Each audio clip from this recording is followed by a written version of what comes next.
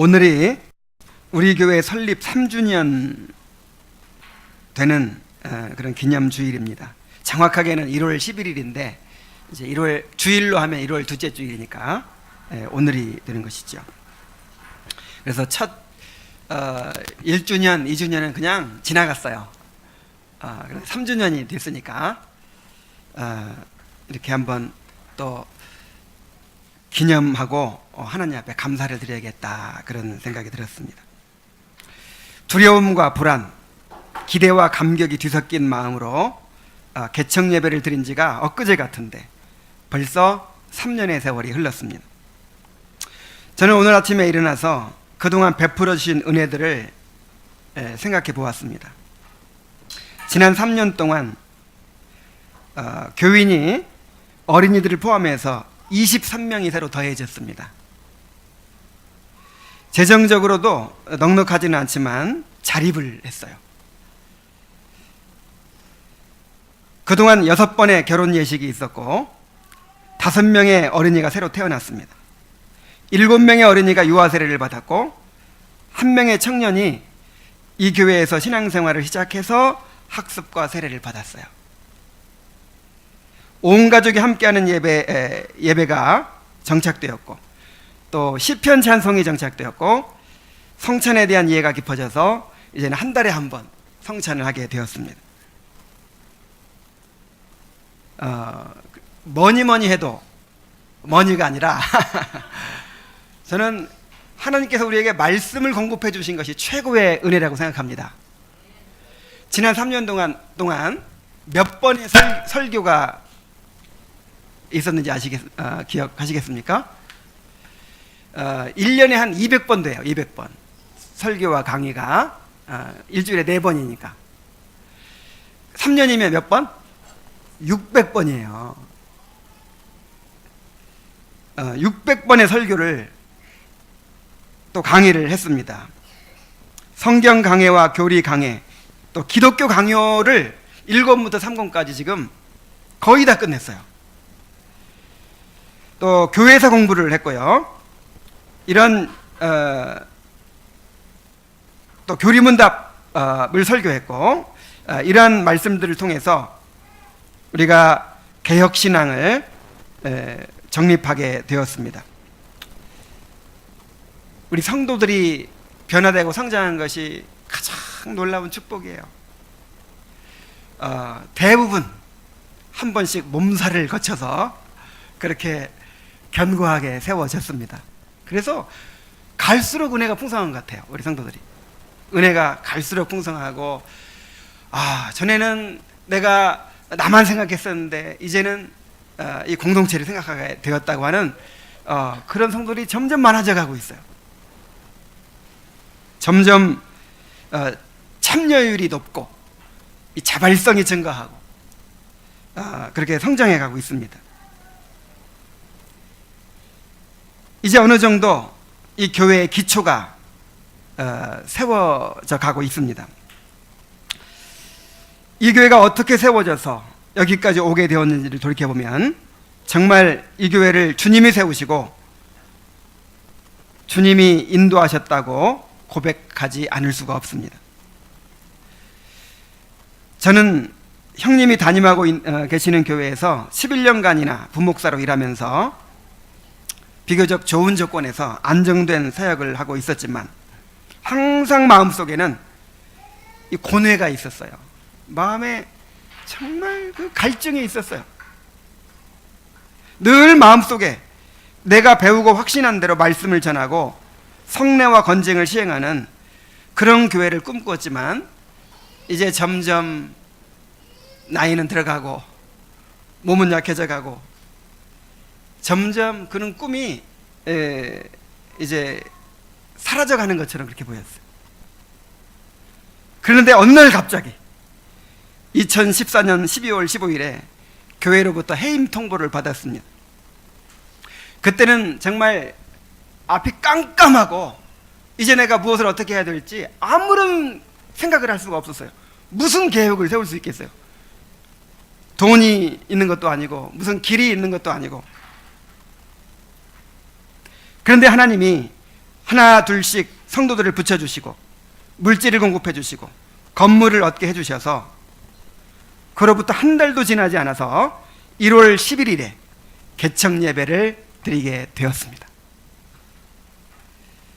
정말 이것은 내가 계획하고 주도해서 된 일이 아니라 하루하루 긴박한 상황 속에서 전혀 예상치 못한 방향으로 막 모든 일이 전개되는 거예요. 마치 하나님이 저의 손을 잡아 이끄시고 등을 떠미셔가지고 이루신 그런 일과 같았습니다.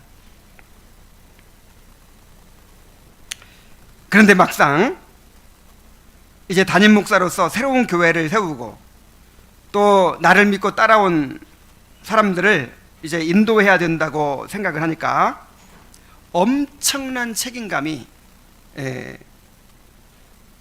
마음을 무겁게 했고, 내가 과연 내가 꿈꾸던 대로 교회를 이루어갈 수 있을까 두려워졌습니다.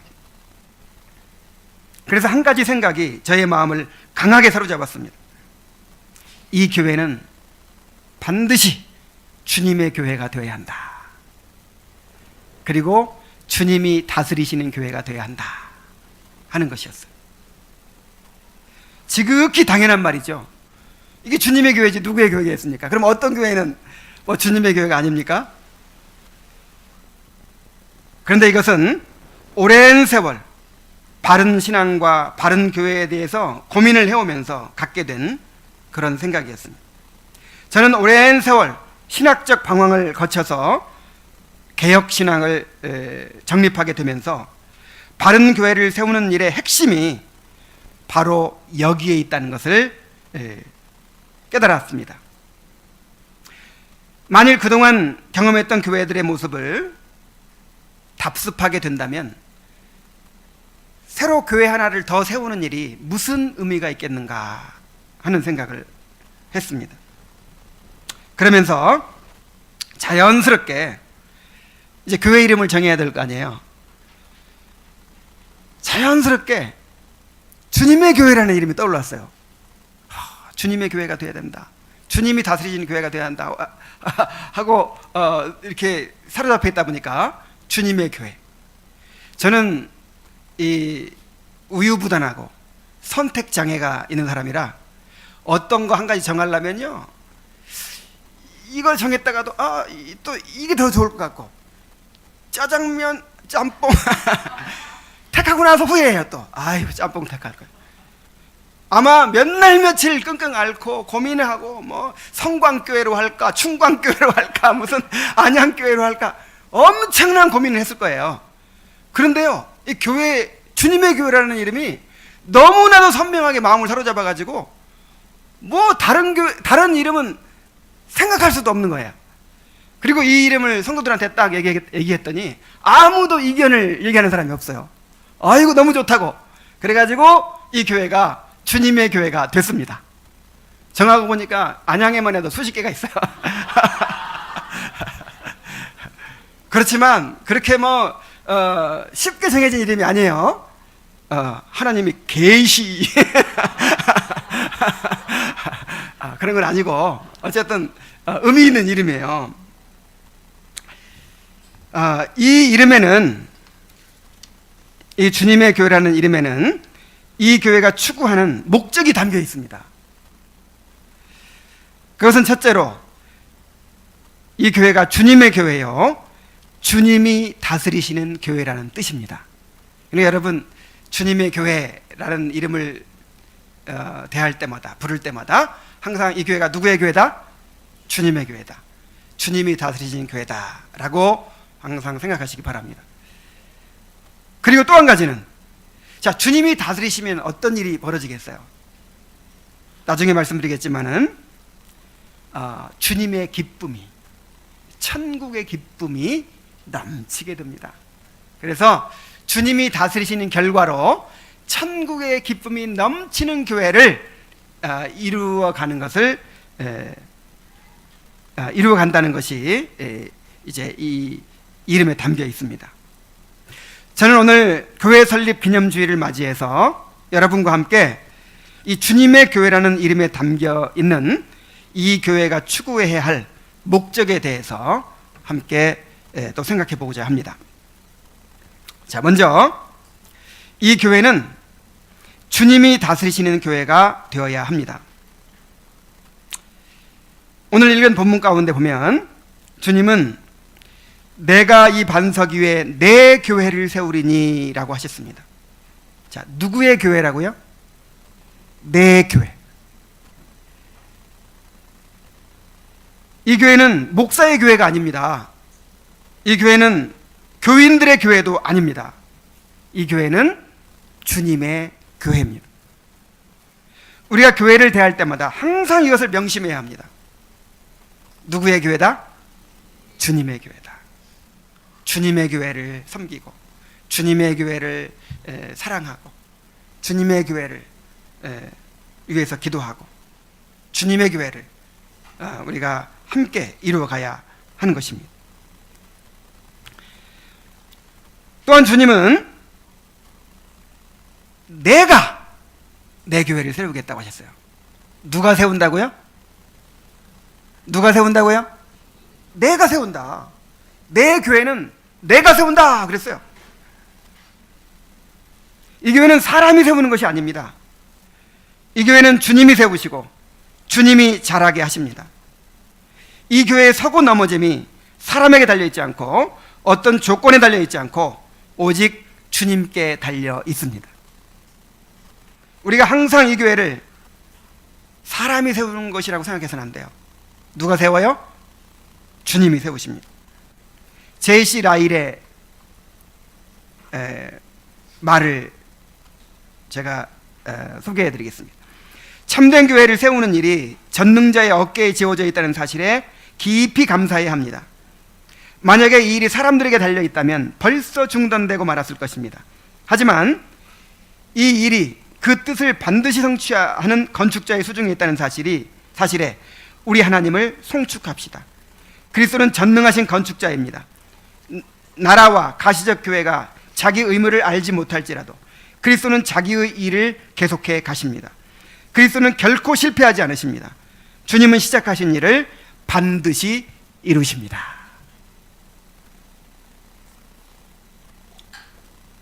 그래서 이 보이지 않는 교회도 주님께서 세우시고 또 이루어 가시지만 이 가시적 교회도 주님께서 세우시고 이루어 가시는 것입니다. 그러므로 이 교회는 주님이 다스리시는 교회가 되어야 합니다.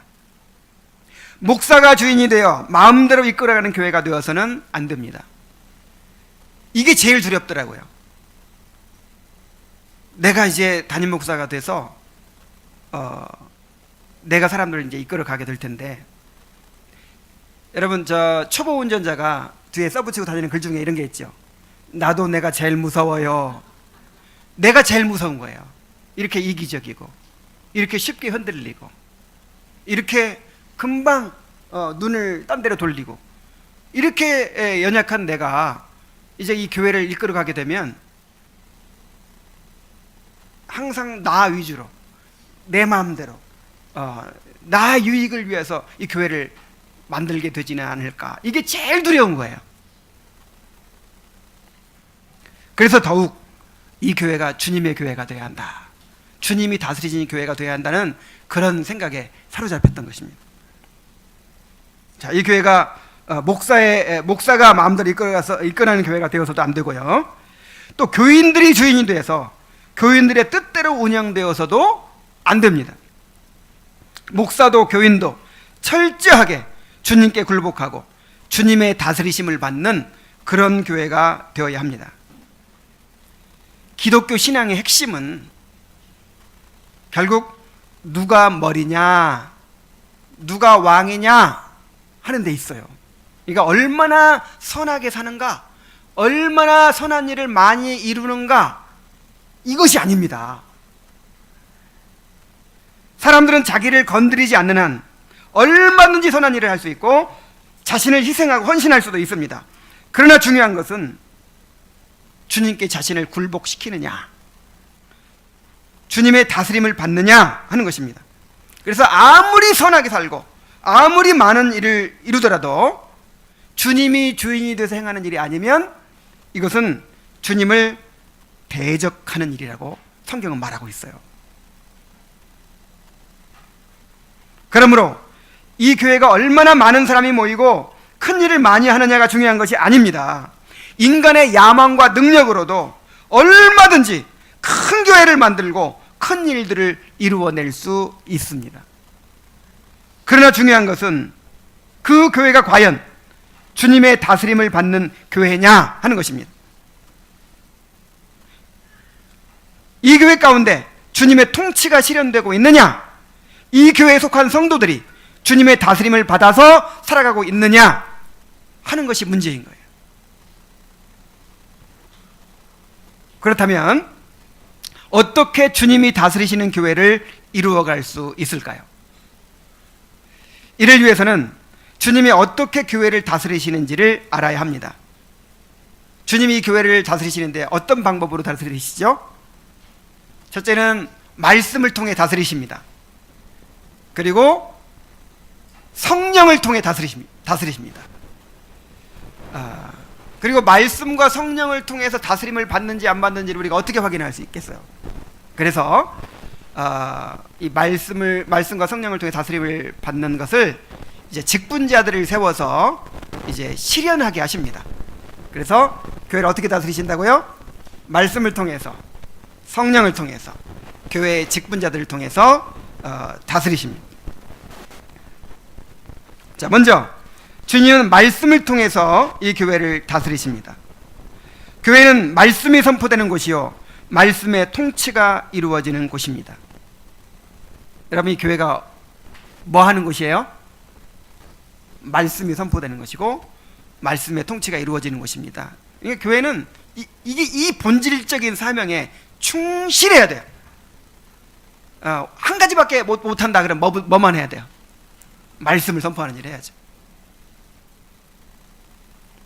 그러므로 목사는 주님의 말씀을 있는 그대로 선포해야 합니다.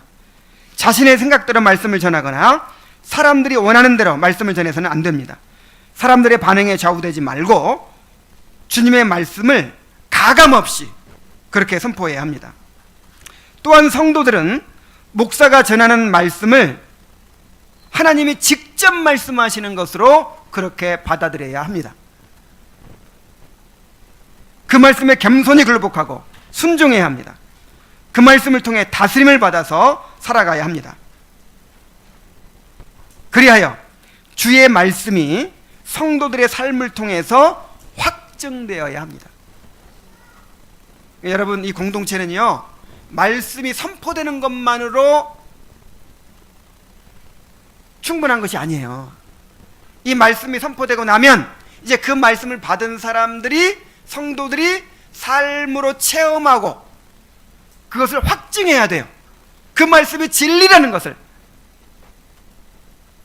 이 공동체의 삶을 통해서 확증함으로써 세상에 나타내야 하는 것입니다. 하나님께 영광을 돌려야 하는 것입니다. 칼빈은 에베소 설교에서 이렇게 이야기합니다. 그리스도는 가르침의 직분을 받은 사람들의 말이 당신 자신으로부터 보내심을 받은 사람들의 말처럼 들려지게 되기를 원하신다. 또한 그분은 사람들에게 만약 그들이 그런 사람들의 가르침을 겸손하게 받아들이지 않는다면 그들은 곧 그리스도 자신을 조롱하며 그리스도에게 해를 끼치며 그리스도와 하나님께 반역하는 것이다 그랬어요. 그래서 이 개혁자들은 하나같이 설교가 곧 하나님의 말씀이다 이렇게 가르쳤어요.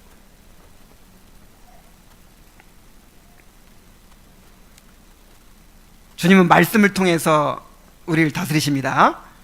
그러니까 지식을 얻기 위해서 뭔가 내가 듣고 싶은 말을 듣기 위해 설교를 듣는 것이 아니라 주님의 말씀에 다스림을 받기 위해서 우리가 설교를 듣는 거예요. 말씀을 듣는 거예요. 하나님의 말씀으로 다스림을 받게 되기를 바랍니다. 자, 이제 또한 성령을 통해서 주님은 이 교회를 다스리십니다. 주님은 이 교회에 성령을 보내주시고 이 교회가 성령의 전이 되게 하셨습니다. 말씀이 전해질 때 성령이 그 말씀이 열매를 맺도록 역사하시는 것입니다. 능력으로 창조의 역사를 이루시는 것입니다. 교회의 생명은 성령의 역사에 있습니다. 중생과 회심, 칭의, 성화와 같은 모든 구원의 역사가 오직 성령의 역사하심을 통해서만 일어나게 되어 있습니다. 그러므로 절대로 인간적인 방법으로 어떤 일을 이루려고 해서는 안 됩니다. 오직 말씀을 통해서 일하시는 성령의 주권적인 역사를 의지하고 추구해야 합니다. 우리 고린도전서 2장 1절부터 5절을 다 같이 한번 찾아보겠습니다. 고린도전서 2장 1절부터 5절까지의 말씀입니다.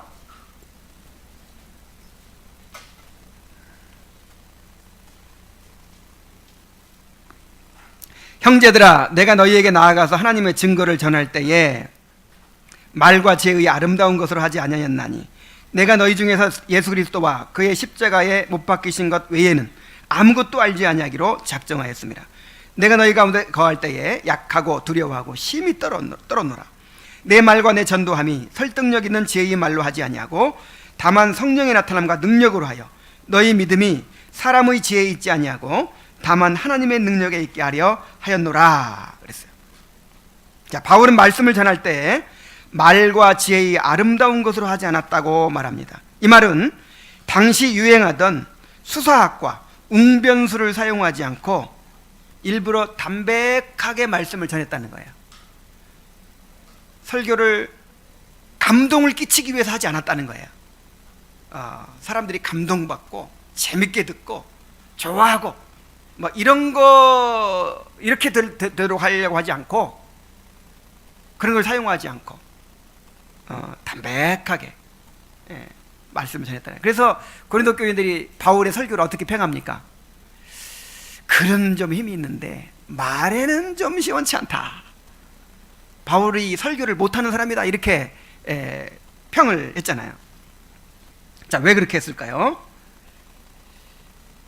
그는 구원의 역사가 화려한 웅변술로 사람들을 감동시키는 데 있지 않고 오직 성령의 주권적인 역사에 있다는 것을 알았기 때문입니다. 중요한 것은요, 이렇게 사람들을 인간적인 방법을 통해서 감동시키는 이 일이 성령의 역사를 방해하게 된다는 거예요. 왜요? 거기에 집중하니까. 사람들이 거기에 집중하니까. 너무 재밌는 거예요. 너무 그냥 마음을 쏙 빼앗을 만큼 그렇게 말에 매력이 있는 거예요. 아름다움이 있는 거예요. 그러다 보면 거기에 이제 집중하고, 여러분 예를 들어서 이 절에 스님이나 뭐 법사 뭐 이런 분들이 있어요. 자, 이런 분들이 예를 들어서 기가 막힌 설법을 하면 얼마나 감동적인지 아세요? 제가 들어봐서 알아요. 이야, 정말 너무 감동적인 거예요. 여러분, 그런 것이 성령의 역사가 아닌 거예요. 그래서 감동받으면 은혜 받는다 그러죠? 감동받는 게 은혜 받는 게 아니에요. 뭐 배꼽을 빼고 웃고 즐기고 이제 즐겁게 그렇게 끝나면 아이고 오늘은 은혜가 너무 충만했다고 그러죠. 그런 게 은혜가 아니에요. 은혜는 우리를 찔러요. 말씀의 칼로 우리의 죄를 도려내서 아프게 하는 거예요. 자신의 죄와 비참을 깨닫고 회개하게 되는 거, 이것이 은혜입니다. 이런 거 아니면 은혜라고 하지 마세요. 그 위에 이제 하나님의 약속이 달콤하게 내게 다가오는 거예요. 이게 은혜예요. 그래서 사람들이 성령의 능력으로 진정한 변화를 경험하는 대신에 자신의 설득력 있는 지혜의 말에 감동을 받게 될까봐 약하며 두려워하며 심히 떨었다는 거예요.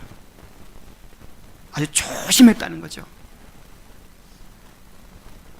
오늘날 교회는 사람을 감동시키는 온갖 방법과 프로그램들을 개발하고 있습니다. 예를 들어 찬양할 때도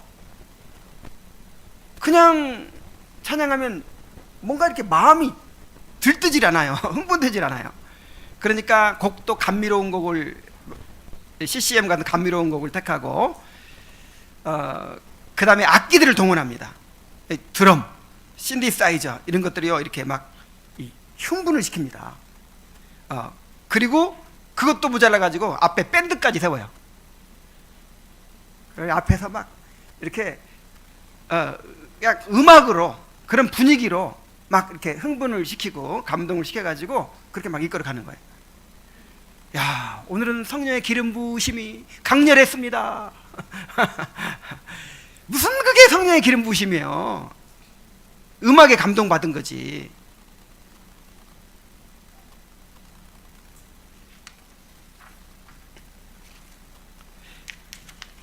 성악을 전공한 사람들을 모아가지고 찬양대를 조직해서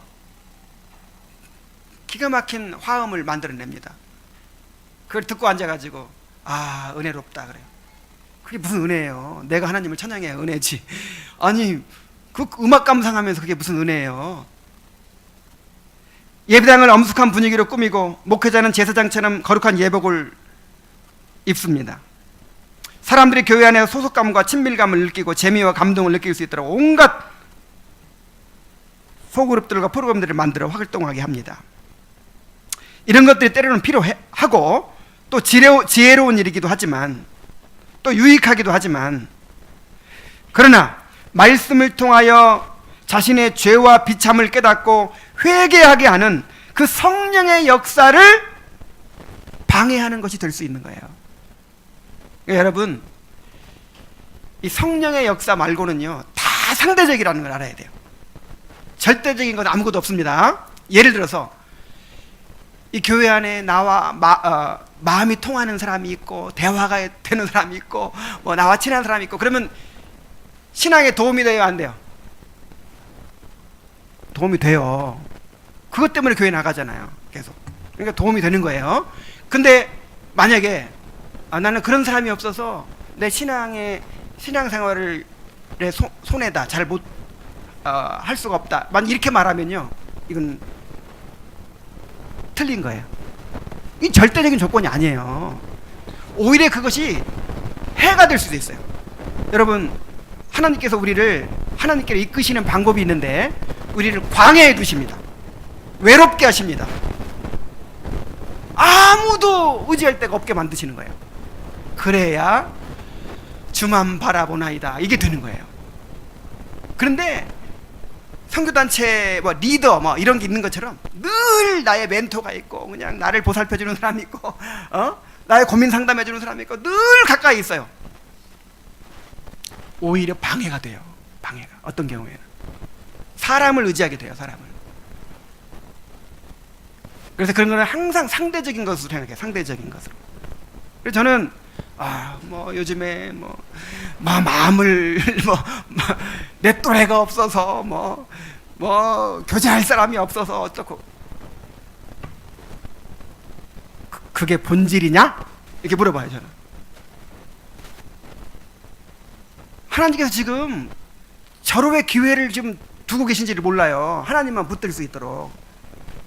그래서 하나님께서 허락하시면 또 그거를 기뻐하고, 허락하지 않으시면 또 나를 광야에 두셨구나 하고 하나님을 바라보고, 이렇게 우리의 신앙이 성장해 가는 것입니다. 그런데 이 상대적인 것들을 절대적인 것처럼 그렇게 자꾸만 추구하고 거기에 에너지를 쏟고 그거를 자꾸 잘 만들려고 하고, 그러면 본질을 자꾸만 잃어버리게 돼요. 본질을.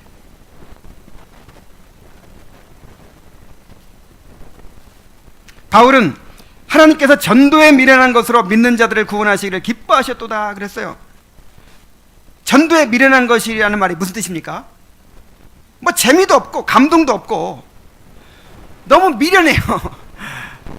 좀 미련한 방법 같아요. 이 말씀을 선포하고 설교나 좀 재밌게 하면 모르겠는데, 그래서 정말 미련한 방법처럼 느껴지는 그런 말씀의 선포라는 방법으로 믿는 자들을 구원하신다는 것입니다. 왜요? 그래야 주님이 영광 받으시죠. 야, 이 교회는 말이야, 찬양이 좋아, 또 서로 교제가 좋아, 이런 조건이 좋다고 생각해 봅시다. 그러면 이 교회가 예를 들어서 어떤 일을 이루어냈어요. 사람들이 구원을 받고 무슨 일이 일어났어요. 그러면 뭐라고 말할까요? 이 교회가 부흥하게 되는 원인은 어떤 교제 때문이었어. 이런 사람들이 있었기 때문이었어. 이렇게 될 거 아니에요.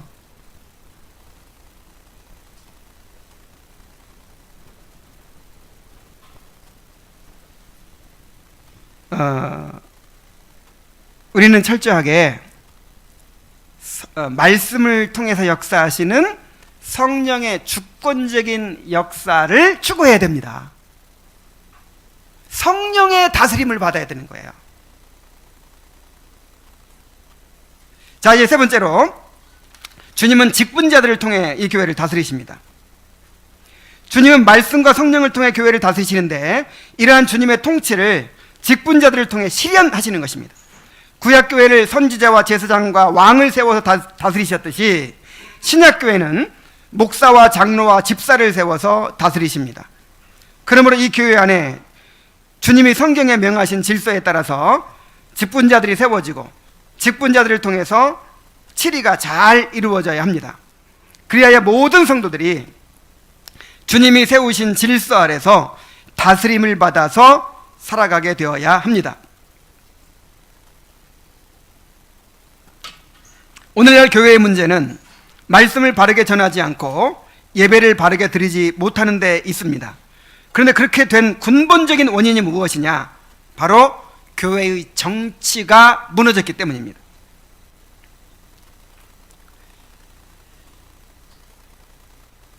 인간적인 뜻에 따라서 직분자들을 세우고 세상의 경영 논리로 교회를 운영하면서 주님의 교회가 아니라 사람들의 교회를 세워가고 있기 때문입니다.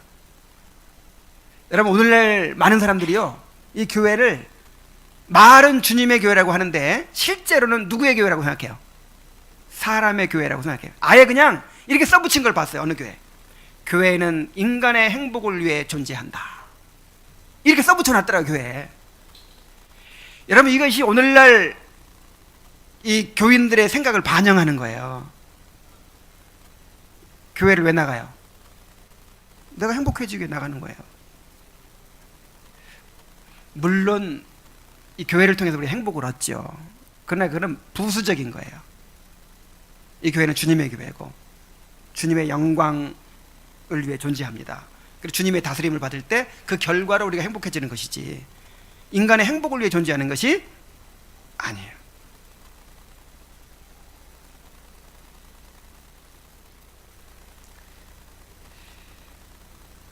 그러므로 교회를 바로 세우기 위해서는 무엇보다도 정치를 바르게 세워야 합니다. 교회의 정치는 주님의 왕되심을 실현하는 것입니다. 주님의 다스리심을, 우리가 육신을 입고 있는 사람들이니까 이 공동체 안에 실현하는 것을 뭐라고 해요? 정치라고 하는 거예요. 교회의 정치, 교회의 질서라고 하는 거예요.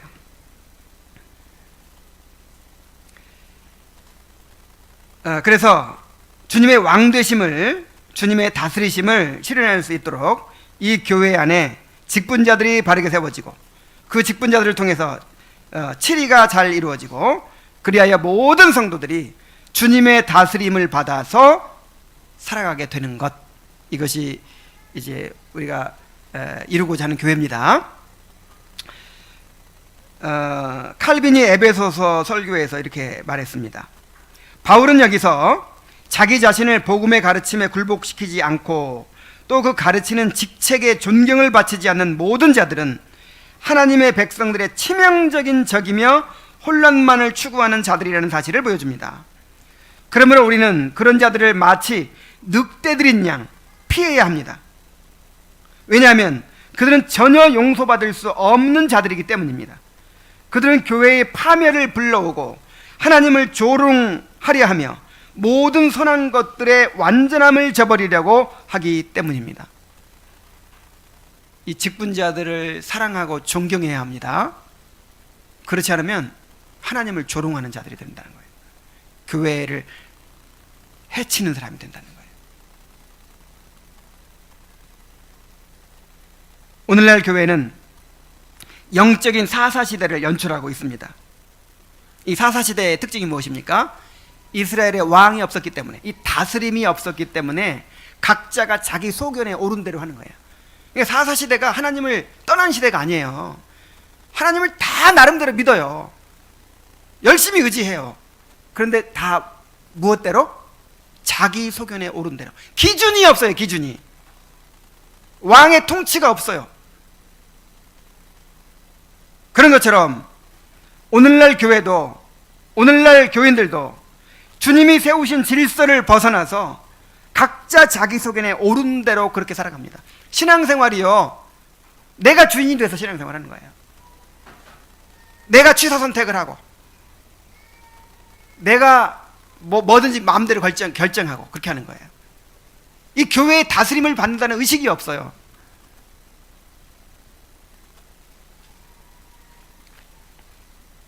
그러므로 우리는 이 주님의 교회라는 이름을 생각할 때마다 우리는 이 교회는 누구의 교회다? 주님의 교회다. 그리고 우리가 주님의 다스림을 받아서 살아가야 한다. 말씀과 성령과 이 직분자들을 통해서 우리가 내가 다스림을 받아서 살아가야 한다라고 하는 사실을, 또 그런 교회를 이루어가야 한다고 하는 사실을 항상 명심하시기 바랍니다. 자, 이렇게 이 주님의 통치가 이루어지면 그 결과로 천국의 기쁨이 넘치는 교회가 됩니다.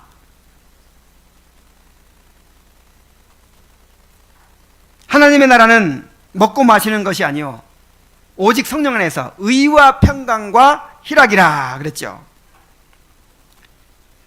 여러분, 천국이 무엇입니까? 천국이라는 말은 하나님의 나라라고 했죠. 원래 이름은 하나님의 나라예요. 원래 이름은 하나님의 나라인데 이제 유대인들은 하나님의 이름을 입에 올리는 걸 꺼려해요. 그래서 마태복음에만 천국이라고 그랬어요. 하늘나라. 그래서 이 천국 하면 하나님의 나라입니다. 근데 하나님의 나라를 어떤 개념으로 썼느냐? 어떤 장소적인 개념으로 쓰지 않고, 물론 성경에 드물게 장소적인 개념으로 쓰여진 데도 있지만 구약이건 신약이건 대부분이 이 하나님의 통치라고 하는, 하나님의 주권이라고 하는, 하나님의 다스림이라고 하는 그런 역동적인 개념으로 쓰였어요. 예를 들어서 이런 식이죠. 우리가 일제시대 36년 동안 나라를 잃었습니다. 그런데 해방된 후에 나라를 되찾았습니다. 그러죠? 그 나라라는 이 뜻이 뭐예요? 장소를 잃어버렸다는 거 아니죠. 땅을 잃어버렸다는 것도 아니고 백성을 잃어버렸다는 것도 아니에요. 뭘 잃어버렸다는 거예요? 주권, 다스림을 잃어버렸다는 거예요. 그런 것처럼 성경에서 하나님의 나라, 천국이라고 말할 때 우리가 어떻게 이해를 해야 되냐면 하나님의 통치를 의미한 것으로 이해를 해야 됩니다. 그래서 천국이 왔다 이 말이 무슨 말이에요? 이제 예수님이 오셔서 이제 통치하기 시작하셨다는 뜻이죠. 그래서 이 교회는요, 천국이 임한 곳이에요. 우리 가운데 천국이 임했어요. 그래서 교회가 된 것입니다. 이 교회는 주님의 통치를 받는 주님의 백성들이에요. 세상은 우리를 통해서 천국을 봅니다. 이 교회를 통해서 하나님의 나라가 증거되고 또 하나님의 나라가 확장되어 갑니다. 자, 그런데 이 하나님 나라의 특징이 무엇입니까? 하나님의 나라가 임했다는 그 특징이 뭐예요? 하나님 나라는 먹는 것과 마시는 것이 아니요 오직 성령 안에 있는 의와 평강과 희락이라 그랬어요. 자, 하나님의 나라는 먹는 것과 마시는 것이 아니라 그랬어요. 이 먹는 거 마시는 건 이제 뭐 그 초대교회에 있었던 그런 논쟁들, 뭐 우상의 제물을 먹어도 되느니 먹으면 안 되느니 하는 그런 논쟁들을 이제 들어서 말한 건데, 그러니까 다시 말하면 이 하나님의 통치는, 하나님의 나라는 어떤 종교적 의식에 있지 않다 이 말이에요. 하나님의 나라는 지식이나 어떤 신비적 체험에 있는 것도 아닙니다. 하나님 나라의 특징은 의와 평강과 희락입니다. 자, 첫째로 하나님의 나라가 임하면 의가 실현됩니다. 의. 여기서 의는 인간의 의를 가리키는 것이 아니고 하나님의 의를 가리켜요. 그러니까 우리가 갈고 닦고 수양을 하고 열심히 노력해가지고 점점 착해지는 그런 의를 말하는 것이 아니라 우리가 행할 수 없는 의, 우리의 본성으로는 행할 수 없는 의, 바리새인과 서기관보다 훨씬 나은 그런 의, 오직 성령의 역사를 통해서만 내가 깨어지고 굴복하고 순종하게 되는 그런 의. 이게 무슨 의? 하나님의 의, 하나님의 의를 가리키는 거예요. 자, 주님이 다스리시면, 자, 내가 주인 되면요, 내가 주인 되면 최대치가 뭐예요? 내가 주인 돼서 행하는 최대치가 인간의 의예요. 서기관과 바리새인의 의. 근데 주님께서 말씀하십니다. 너희 의가 서기관과 바리새인보다 더 낫지 못하면 결단코 천국에 들어가지 못하리라 그랬어요. 그러니까 인간의 의로는 안 된다는 거죠. 그럼 어떻게 해야 돼요? 그래서 그의 나라와 그의 의를 구하라고 하는 거예요.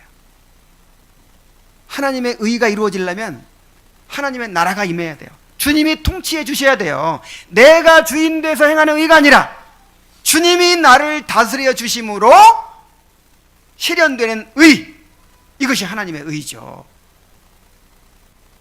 이 공동체에 하나님의 나라가 임하면 이 공동체 안에서 하나님의 의가 실현된다 이 말이에요. 자기가 깨어져요. 굴복이 돼요.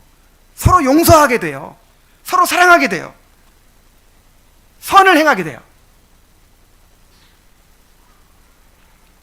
성령으로 거듭난 하나님의 백성들은 의에 줄이고 목마른 사람들이 됩니다. 이게 거듭난 증거라고 그랬죠? 늘 자신의 죄와 비참을 깨달아서 심령이 가난하고 애통하면서 의에 줄이고 목마릅니다. 하나님의 의를 갈망해요. 내 죄를 버리고자 하고 죄에서 떠나고자 하고, 그리고 하나님의 율법을 즐거워하면서 순종하고자 합니다. 그럼 어떻게 하면 이것이 내 안에 실현될 수 있겠습니까? 갈고 닦고 노력하는 것은 안 된다고 이미 선언했죠. 오직 한 가지 길밖에 없는 거예요. 주님의 다스리심입니다. 주님, 나를 다스려 주시옵소서. 나를 지배해 주시옵소서. 주님의 통치가 임하게 하여 주옵소서. 이게 우리의 소원이 돼야 돼요. 그래서 주기도문에서 나라에 임하옵시며 라는 기도가 있는 거예요. 하나님은 나라를 구하는 거예요. 너희는 먼저 그의 나라와 그의 의를 구하라고 했잖아요. 나라가 임하면 의가 실현되기 때문에 주님이 우리를 다스려 주셔서 우리 가운데 하나님의 의가 이루어지게 해주옵소서. 이것이 여러분들의 기도가 되기를 바랍니다. 한번 생각해 보세요. 우리가 지금 알 만큼 알죠? 다들 고집이 있고 독특하게 형성되는 그 못된 점들이 다 있어요. 보니까 다 이기적이고 자기만 알고 다 그런 사람들이에요. 이런 사람들이 모여가지고 우리가 서로 사랑하자, 하나 되자, 이게 무슨 꿈 같은 얘기입니까? 우리의 소망은 어디밖에 없어요? 주님이 다스리시는 그 하나님의 나라밖에는 없는 거예요.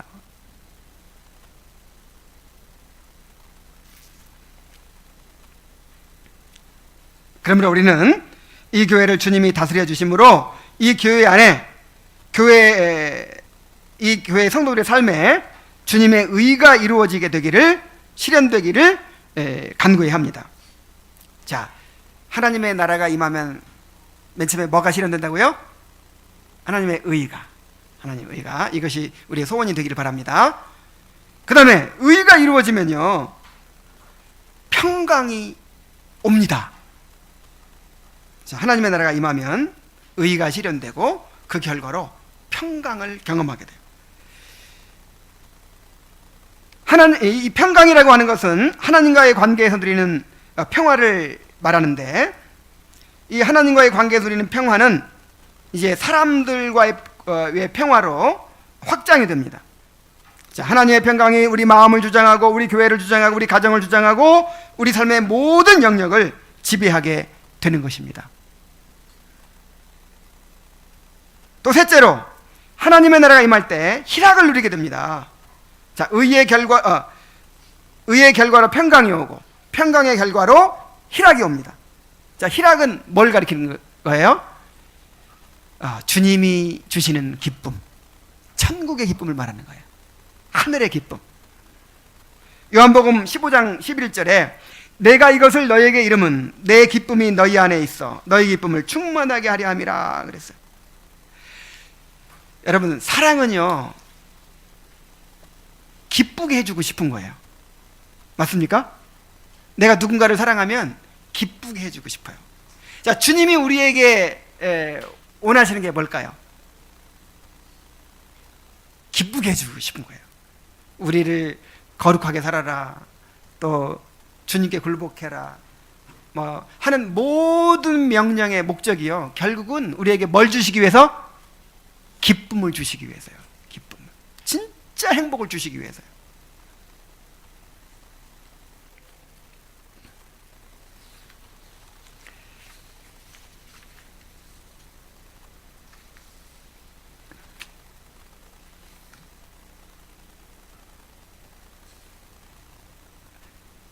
이 기쁨은 어떤 기쁨이냐면 세상의 기쁨이 아니죠. 하나님을 알아가는 기쁨입니다. 하나님의 영광을 바라보고 즐거워하는 기쁨입니다. 자, 우리가 장차 완성된 천국에서 하나님의 영광을 누리게 될 텐데, 근데 주님은 성령을 통해서 이 땅에서부터 주님의 영광을 바라보고 미리 맛보고 누리게 해 주셨습니다. 그러므로 이 기쁨은 환경에 좌우되지 않아요. 이 세상의 그 무엇도 이 기쁨을 빼앗아갈 수가 없는 그런 기쁨입니다. 성도는 이 기쁨으로 나그네의 삶을 즐겁게 살아갈 수가 있습니다. 교회는 이렇게 하나님 나라의 기쁨을 추구하는 곳이 되어야 합니다.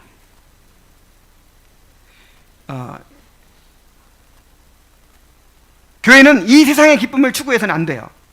이 땅에서 형통함을 누리고 이 땅의 즐거움을 누리는 것으로 기뻐해서는 안 됩니다. 물론 이제 기뻐해야죠. 형통한 날에는 기뻐하라 그랬으니까. 그 기뻐하는데, 여러분, 이게 선물을 누가 주잖아요. 선물을 줄 때 그 선물에 집중해야 돼요? 선물을 주신 하나님께 선물을 준 사람에게 집중해야 돼요? 그게 올바로 즐기는 거죠.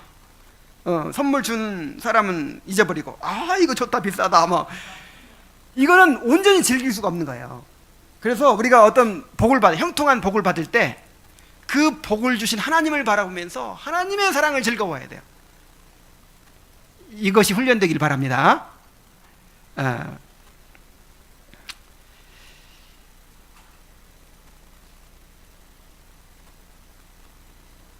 하나님이 우리에게 허락하신 복은 그리스도 안에서 하늘에 속한 영원한 복이라고 했어요. 신령한 복이라고 했어요. 우리는 오히려 이 세상에서 주님과 함께 고난받도록 부름을 받았습니다. 그러므로 이 교회는 천국의 기쁨을 추구해야 돼요. 여러분, 교회도요, 사람들이 모임을 오시기 때문에 그 부수적인 기쁨들이 많습니다. 여러분, 사람이 모여가지고 서로 막 대화하고 그러면 즐거워요, 안 즐거워요? 즐거워요. 그래서 막 먹으러 다니고, 그냥 어디 볼링 치러 다니고, 뭐 등산도 같이 다니고, 그래서 막 이런 걸 굉장히 장려하는 거죠. 우리도 막 그렇게 했으면 좋겠어요. 응? 그리고 또 어떤 기쁨이 있을까요? 교회가 막 사람이 늘어나고 점점 커지고 막 좋은 데로 막 이사 가고 막 의자도 그냥 뭐 극장식 의자 쫙 놓고 막 시설 좋아지고 그러면 기쁘겠죠. 막 우리 주님의 교회가 막 이름 나고 신문에 나고 그러면 기쁘겠죠. 여러 가지 기쁨이 있을 거예요. 막 이런 뭔가 사람이 모였기 때문에 그런 이 기쁨도 있습니다. 그런데 그런 기쁨, 아까 뭐라 그랬어요? 그게 좋은 것이고 유익하고 때로는 신앙에 도움이 되는 것 같기도 한데 이걸 절대화시키면 돼요, 안 돼요? 안 돼요. 교회에서 탁구 치는 재미가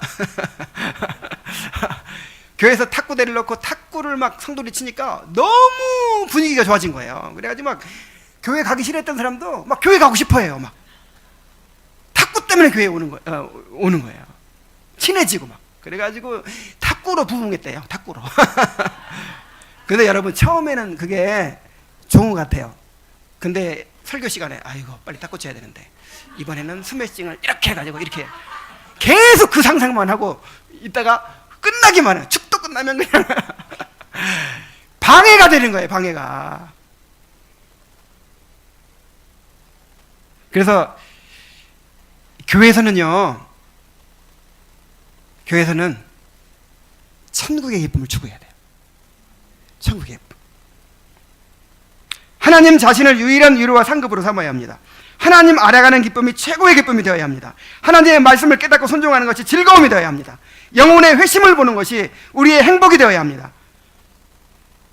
이 교회는요, 천국의 기쁨이 넘치는 교회가 되고 천국의 기쁨을 추구하는 교회가 되어야 돼요. 그래서 아무리 사람이 모이고 분위기 좋고 막 그래도 가서 가만히 어떤 기쁨을 추구하나 보면 그 영적 수준을 알 수 있는 거예요.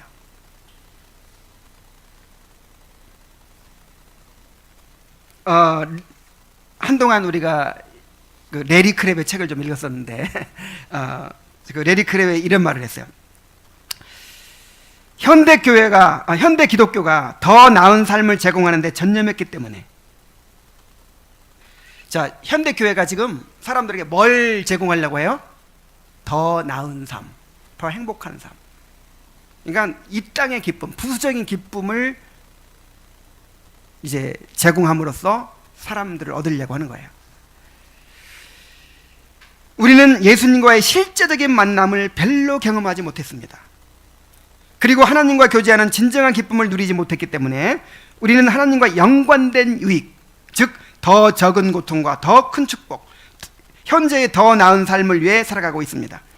우리의 가장 고상한 부르심, 우리의 가장 깊은 기쁨은 하나님께 가까이 감으로써 그분의 임재를 경축하는 것입니다. 우리 삶을 더 낫게 하기 위해 그분을 이용하는 것이 아니라 그분 자신을 즐거워하는 것입니다. 사람마다 취미도 있을 거예요. 취미도 있고 즐거워하는 게 있죠. 영화 보는 거를 즐거워하는 사람도 있고 무슨 탁구 치는 걸 즐거워하는 사람도 있고 뭐 여행을 즐거워하는 다 있겠죠. 근데 이 절대적이고 완전한 만족을 주는 기쁨을 알아버리고 나면요, 나머지는 다 상대화돼요.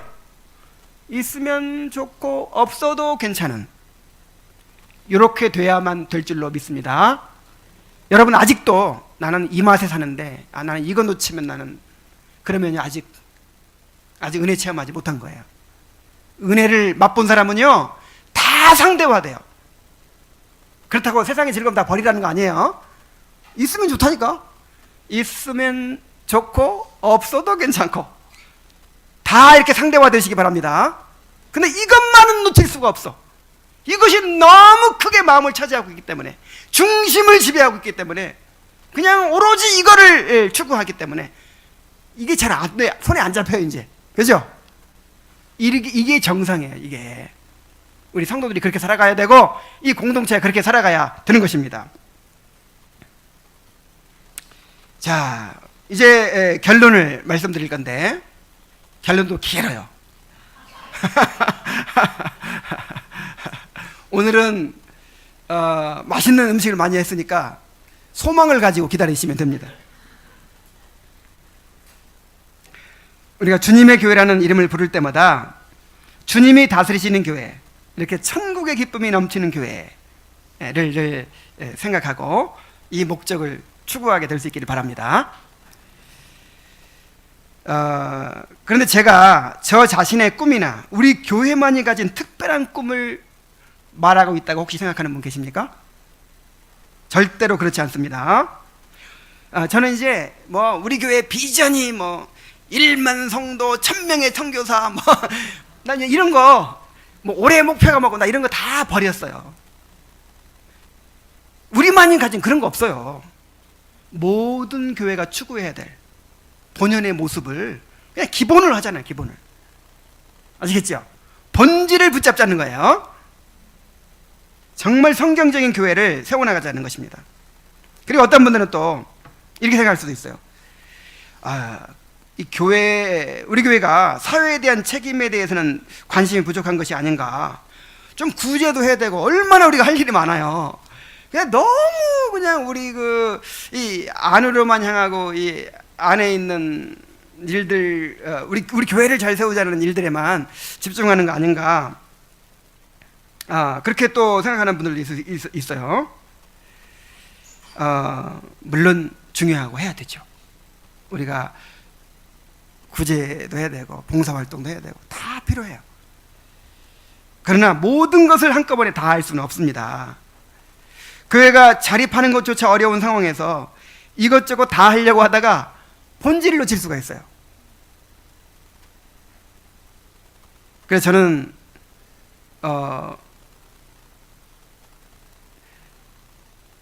제가 그랬죠. 나는 어렵게 살면서 오히려 사랑이 받아가지고 남을 막 돕고 그렇게 해서 은혜 끼칠 생각 아무거 하나도 없다고.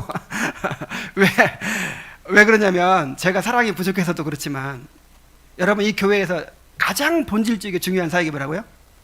말씀.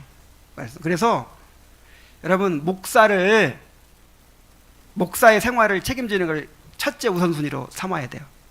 그래서 말씀이 여러분 지난 3년 동안 600번의 설교가 그치지 않고 계속 딴 생각 안 하고 이렇게 선포됐다는 거 그게 얼마나 큰 은혜인지 아세요? 그렇게 만들어야 돼요. 교회가 계속 딴 생각하고 딴 거 불안하고 이게 무슨 이게 영적인 거 아니에요. 목사의 삶을 안정시켜서 오로지 말씀 전하게 하는 거 이게 영적인 것입니다. 그래서 난 처음에 어떤 섭섭하기도 하더라고요. 아니 목사가 생활비도 제대로 못 받고 있는데 우리는 구제 안 하나요? 뭐 이게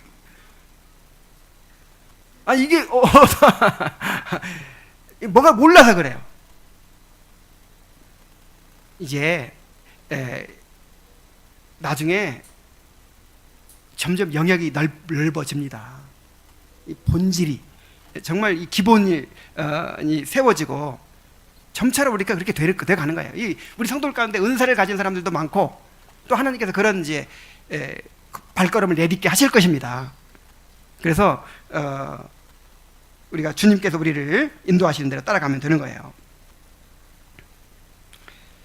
이제 마지막으로 우리처럼 부족하고 연약한 사람들이 이게 듣고 보니까 이런 성경적인 교회를 세운다고 하는데 우리처럼 부족한 사람들이 이것을 이룰 수 있을까? 이런 생각을 할 수도 있어요.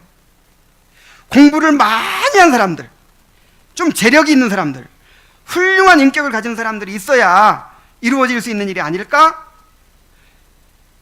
우리 자신을 생각해보니까 자신이 없죠. 이런 생각이 바로 세상의 사고방식입니다. 교회는 달라요. 교회는 사람의 힘으로 세우는 것이 아니고 주님이 세우는 것입니다. 오히려 주님은 세상에서 보잘것없는 사람들, 연약하고 부족한 사람들을 택하여 주님의 교회를 세우십니다. 그래서 여러분, 그러니까 막 공부도 많이 하고 하여간 뭔가를 완벽하게 갖춘 훌륭한 사람들이 그런 사람들이 또 더 유리할 수도 있겠죠. 그러나 계속해서 반복해서 말하는 거지만 성령의 역사 외에는, 말씀 외에는 절대적인 것이 있다 없다? 없다. 너무 목사가 훌륭하기 때문에 안 되는 경우도 많아요. 실제로 그래요. 자, 고린도서 1장 26절 31절에 형제라 너희를 부르심을 보라. 육체를 따라 지혜로운 자가 많지 아니하며 능한 자가 많지 아니하며 문벌 좋은 자가 많지 아니하도다. 그러나 하나님께서 세상에 미련한 것들을 택하사 지혜 있는 자들을 부끄럽게 하려 하시고 세상에 약한 것들을 택하사 없는 것들을 부끄럽게 하려 하시며 세상에 천한 것들과 멸시받는 것들과 없는 것들을 택하사 있는 것들을 폐하려 하시나니 이는 아무 육체도 하나님 앞에서 자랑하지 못하게 하려 하심이라. 너희는 하나님으로부터 나와서 그리스도 예수 안에 있고 예수는 하나님으로부터 나와서 우리에게 지혜와 의로움과 거룩함과 구원함이 되셨으니 기록된 바 자랑하는 자는 주 안에서 자랑하라 함과 같게 하려 함이라. 주님이 영광 받으시려고 이렇게 세상에서 미련하고 연약하고 약한 자들, 천한 자들, 멸시받는 자들 불러다가 주님의 교회를 세우십니다. 이거 주님의 뜻이에요.